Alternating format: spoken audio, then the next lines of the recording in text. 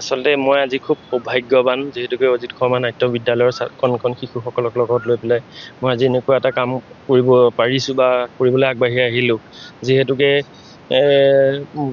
গছপুলি থাকিলেহে প্ৰকৃতি থাকিব, প্ৰকৃতিয়ে মানে গছপুলিৰ পৰা আমি বহুত কথা শিকিব পৰা যায়।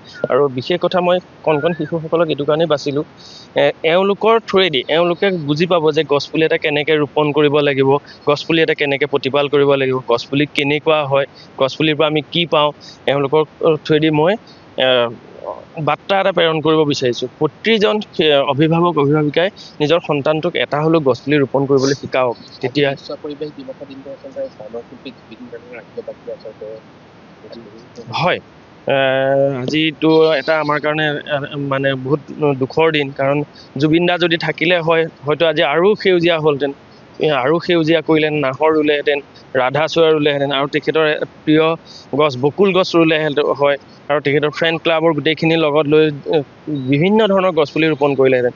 আমি সেই সৌভাগ্যকণৰ পৰা এতিয়া বঞ্চিত হ'লোঁ। বৰ দুখ লাগিছে এই কথাটোত। আমি প্ৰথম ৰুইছোঁ নাহৰ পুলি, তাৰ পৰা বকুল ফুলৰ পুলি ৰুইছোঁ, ৰাধাচূড়া ৰুইছোঁ, কৃষ্ণচূড়া ৰুইছোঁ। ইয়াতে কিছু কথা সোমাই আছে। আমি যে এই পুলিখিনি বাছি ল'লোঁ, নাহৰ পুলি ভাল পাইছিলে জুবিন দাই আৰু কৃষ্ণচূড়া ভাল পাইছিলে সুধাকণ্ঠ ভূপেন হাজৰিকাদেৱে।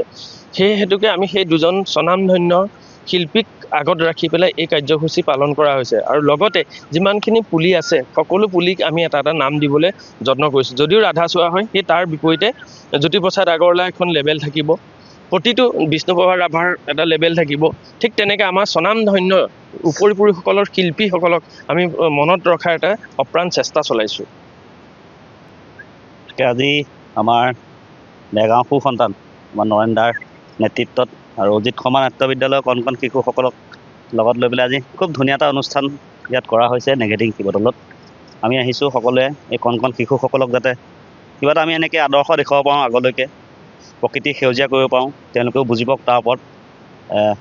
সেইখিনিকে আমি অকণমান আগবঢ়াই নিবৰ কাৰণে অজিত শৰ্মা নাট্য বিদ্যালয়, লগতে আমাৰ নৰেন দা আছে আৰু বহুত কেইজন আছে, আমাৰ গাৰ্জেন আছে নাট্য বিদ্যালয়ৰ, আমাৰ সতীৰ্থ আছে, তেওঁলোকৰ সহযোগত আজি আমি খুব সুন্দৰভাৱে এক সফল অনুষ্ঠান এটা কৰিছোঁ আমি শিৱদৌলত।